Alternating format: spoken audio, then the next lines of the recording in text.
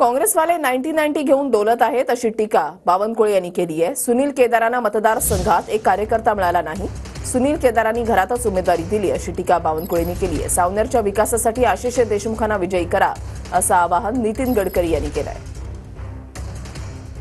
18 आमदार आपले 288 पूर्ण लढतो आहेत आणि त्याच्याकडे काय चालू आहे 90-90-90 काय चालू आहे काँग्रेसमध्ये 90-90-90 आणि 90-90 घेऊन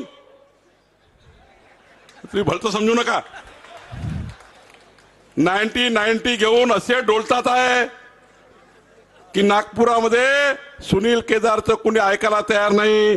त्या ठिकाणी रामटेक गेलं सारथ गेलं। तुम्ही सगळ्यांनी जर आशिषला जर आशीर्वाद दिले आणि या क्षेत्रात जर परिवर्तन केलं तर या कळमेश्वर सावनेर विकासाची ही बुलेट ट्रेन हे दुप्पट वेगाने गेल्याशिवाय राहणार नाही असा माझा विश्वास आहे।